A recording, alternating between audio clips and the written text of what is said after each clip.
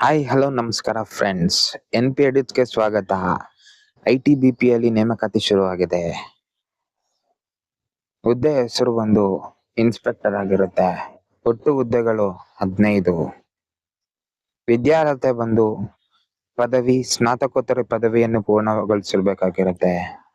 ವಯೋಮಿತಿ ಕನಿಷ್ಠ 18 ವರ್ಷ, ಗರಿಷ್ಠ 30 ವರ್ಷದ ಒಳಗಿರುವಂತ ಅಭ್ಯರ್ಥಿಗಳು ಈ ಕೆಲಸಕ್ಕೆ ಅಪ್ಲೈ ಮಾಡಬಹುದಾಗಿರುತ್ತೆ. ಇನ್ನು ಅರ್ಜಿ ಶುಲ್ಕ ವಿಚಾರಕ್ಕೆ ಬಂತು ಅಂದ್ರೆ SC, ST, ಮಾಜಿ ಸೈನಿಕ ಮತ್ತು ಮಹಿಳಾ ಅಭ್ಯರ್ಥಿಗಳಿಗೆ ಯಾವುದೇ ರೀತಿಯಾದಂತ ಅರ್ಜಿ ಶುಲ್ಕ ಇರೋದಿಲ್ಲ. ಇತರ ಎಲ್ಲಾ ರೀತಿಯ ಅಭ್ಯರ್ಥಿಗಳಿಗೆ 200 ರೂಪಾಯಿವರೆಗೂ ಅರ್ಜಿ ಶುಲ್ಕ ಇರುತ್ತದೆ. ವೇತನ ಶೈಲಿ ಪ್ರತಿ ತಿಂಗಳಿಗೆ 44,900 ರೂಪಾಯಿಂದ 1,42,400 ರೂಪಾಯಿವರೆಗೂ ವೇತನ ನೀಡಲಾಗುತ್ತದೆ.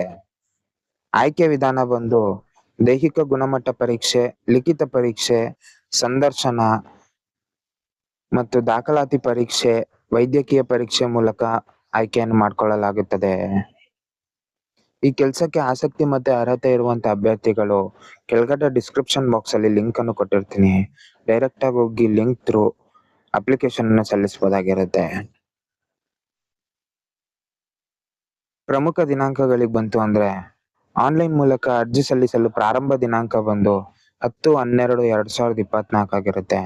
ಆನ್ಲೈನ್ ಮೂಲಕ ಅರ್ಜಿ ಸಲ್ಲಿಸಲು ಕೊನೆಯ ದಿನಾಂಕ ಬಂದು 8/1/2025 ಆಗಿರುತ್ತೆ.